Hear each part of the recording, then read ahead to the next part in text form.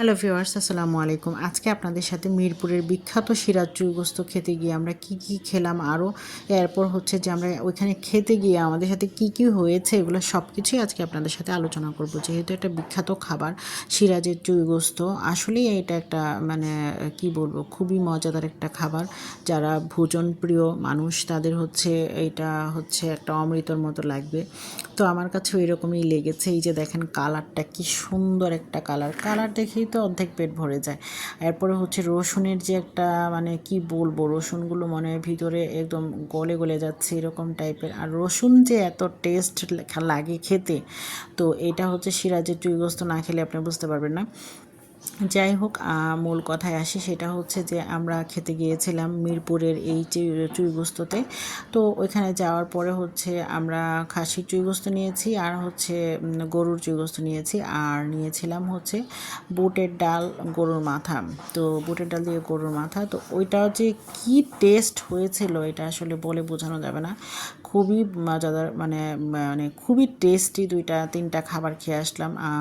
মূলত হচ্ছে যে খেতে গিয়েছিলাম যে বিফেই খেয়ে চলে আসবো, বাট ওইখানে গিয়ে আর লোভ সামলাতে পারলাম না, সবগুলোই নিলাম একটু একটু করে।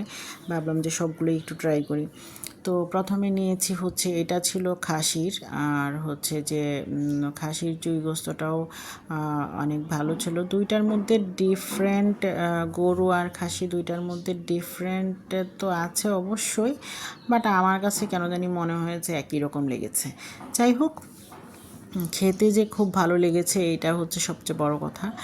আর আমরা যখন মানে অর্ডার দিতে গিয়েছিলাম, তো যখন আমরা খাবো তখন হচ্ছে যে ওরা এসে খাবার দিয়ে গেলো। ভাত, মানে আমরা তো ভাত দিয়ে খেয়েছি, তো ভাত আর হচ্ছে বুটের ডালের মাথা নিয়েছিলাম ফার্স্টে। তো ভাবলাম যে ওইটা দিয়ে খেতে থাকি আর এটা নিয়ে আসো, বাট এটা নিয়ে আসছে একদম সাথে সাথেই।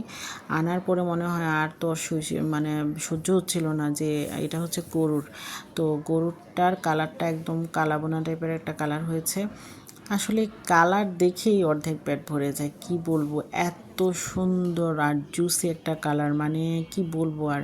যে ওইখানে এই ছবিতে তো অনেক কম এসেছে, বাট বাস্তবে রিয়েলি আরও সুন্দর মনে হচ্ছিল। যে কি বলবো, এটা যদি সবচেয়ে ভালো হতো বাসায় বসে, ওখানেও এসি ছিল, বাট বাসায় যদি চুই গোস্ত রান্না করা হয় এতটা, আমার ক্ষেত্রে এতটা কালারফুল হয় না এবং এতটা মজাও হয় না।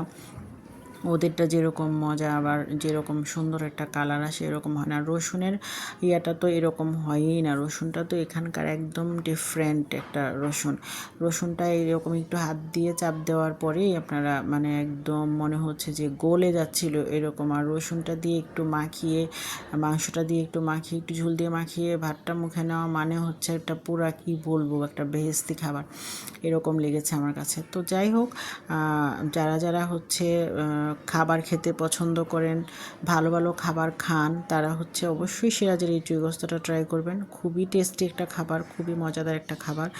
আর মানে আমার কাছে মনে হয়েছে যে আমি অসম্ভব ভালো এবং মজাদার একটা খাবার খেয়ে এসেছি। আর আমি হচ্ছে আবার খাবো, আবার যাব। তো এটাই হচ্ছে লাস্টের কথা, যে আপনারা সিরাজের চুই গোস্তটা ট্রাই করবেন। ভেরি বেস্ট, এবং সবাই ভালো থাকবেন।